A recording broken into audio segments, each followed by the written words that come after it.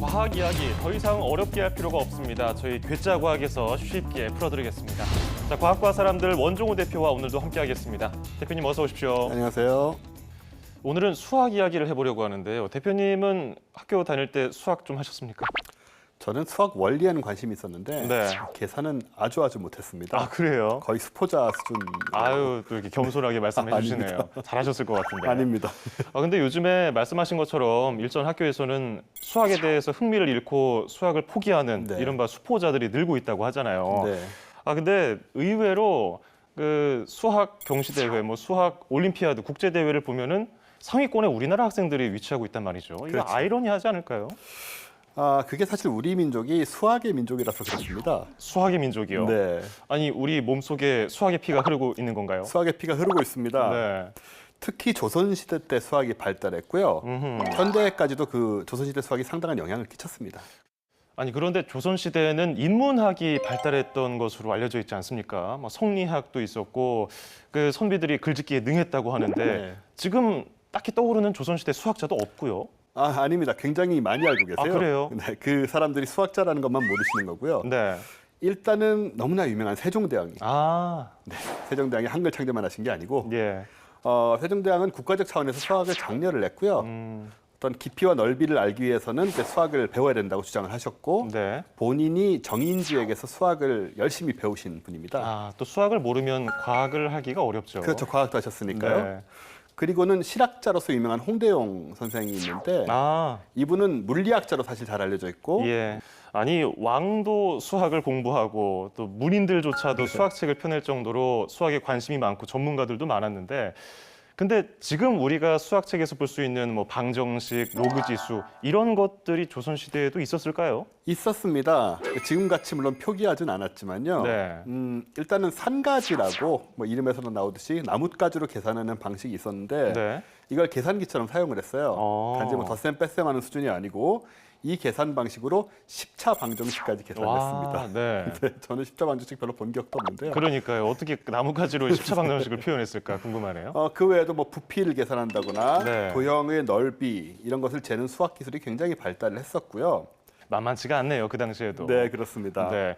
그런데 요즘에도 그런지 모르겠는데 수학의 정석하면은 아주 수학의 바이블로 알려져 있지 않습니까? 네.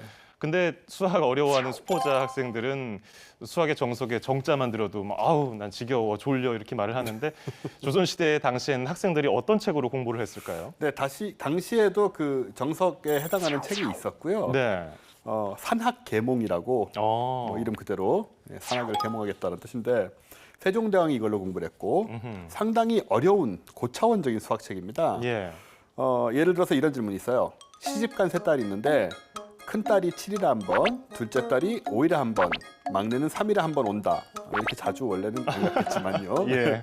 그럼 세 딸은 며칠 만에 만날까? 어. 이런 질문이 있는데 이게 그렇게 쉽지 않습니다. 그러게요. 네. 뭐 최소 공배수 계산하는 예, 거죠. 그러네요. 예, 그러면 이제 답이 105가 나오는데 최소 공배수란 말은 없었을 망정 네. 이런 걸 다 계산하고 있었고 야, 이거 뭐 지금 수학 시험 문제 내도 손색이 없을 만한 수준인데요. 네. 수학을 이렇게 공부해서 어디다 쓰나 생각 들기도 해요. 그리고 조선 시대는 뭐 국제 올림피아드가 있어서 뭐 입상을 해서 대학에 가는 것도 아니고요. 당시에는 지금보다 오히려 일상생활에 수학이 많이 쓰였다고 볼 수 있고요. 네. 왜냐하면 농업 사회였잖아요. 그래서 이제 세금을 책정하려면 땅의 넓이를 잘 이제 계산을 할 수 있어야 되고, 근데 당시에는 땅이 그렇게 네모나지 않았습니다. 그래서 삐뚤삐뚤한 이제 지역들을 잘 계산해서 정확한 넓이를 내는 그런 기하학이라든가 네. 이런 게 아주 실용적으로 발달을 했고요. 또 농격을 이제 잘 하기 위해서는 좀 달력, 절기 이런 것들을 잘 알아야 되니까 그 네. 계측하는 수학도 발달이 됐고. 그 다음에 건축을 많이 했지 않습니까? 예. 토목공사할 때 이제 부피와 넓이를 재는 기술들 이런 것들까지 발달했기 때문에 사실 일상생활에서 지금 못지않게 수학이 많이 쓰인 거죠. 그러네요. 네. 실제로 실생활에서 수학이 필요했고 네. 적용된 사례도 다양했네요. 네. 자, 그런데 역사책을 보면요, 요즘에 랩 배틀하는 것처럼 뭐 선비들이 모여서 시조를 읊으면서 그랬죠. 야, 저렇게 멋진 표현을 내가 한번 만들어 보마. 네가 잘했네, 내가 잘했네 이렇게 대결도 했었는데 수학을 가지고 대결하는 사례도 있었을까요? 있었습니다. 놀랍게도. 그래요? 이게 일화가 남아 있는데요. 네. 중국의 하국주라는 분하고 조선의 홍정아라는 분이 배틀이 남아 있습니다. 수학 배틀. 수학 배틀. 오. 당시 중국은 아무래도 사람도 많고 하니까 이제 수학 선진국이었는데 네. 당시에 이제 유명한 천문학자이자 수학자인 하국주, 중국의 하국주가 사신으로 와 있었습니다. 네. 그래서 홍정아 씨가 한수 배우고 싶다고 찾아갔죠. 그리고는 이제 하국주 씨에게서 문제를 하나 받습니다. 문제는 근데 너무 간단했어요. 네. 그냥 정사각형의 변 길이를 구하는 수준의 문제라서 홍정아가 쉽게 풀어버렸습니다. 네. 그리고 홍정아가 낸 문제는 어려운 문제였어요. 이런 문제 아마 들어보셨을 건데요. 뭡니까? 공 모양의 구 안에 딱 맞는 정육면체가 있습니다. 아. 이 정육면체 한 변의 길이를 구하는 문제입니다. 아. 솔직히 저도 잘 모르겠어요. 저도 지금 막막해지네요. 배우긴 했던 것 같은데 네. 옛날에 예. 이거를 문제를 냈더니 이게 이제 구의 지름을 알아야 되고 부피를 알아야 되고 그래야지 이제 일단 계산이 되는 거거든요. 네. 그래서 이 하국주 씨가 내일 답해주겠다면서 자리를 피합니다. 그런 식으로 이제 약간 이기는 듯했고 그다음에 예. 이제 사실은 친구가 됐어요 둘이서 나중에 예, 옥신각신하면서 예. 뭐 이런 식의 일화들이 남아 있습니다. 아하. 그 선조들의 수학 유전자가 우리 몸속에 흐르는 게 아닌가 또 이런 생각이 들기도 합니다. 근데 그런 걸 마냥 무시할 수는 없는 것 같고요. 네. 그런 센스 또 뭐 양궁 같은 것도 그렇고 우리가 네. 특별히 잘하는 분야들이 있잖아요. 그렇죠. 그런 거는 분명히 좀 DNA적인 영향이 있지 않나 생각이 되죠. 네. 그런데 또 거기서만 멈추면 안 되잖아요. 네. 아까도 말했듯이 수포자들이 양산되고 있는데 이런 말이 있어요. 바보는 천재를 못 이기고 천재는 노력하는 자를 이기지 못하고 네. 그리고 뭐 노력하는 자는 즐기는 자를 이기지 못한다. 수학을 즐겨야 할 텐데요. 우리 학생들이 좋은 방법 없을까요?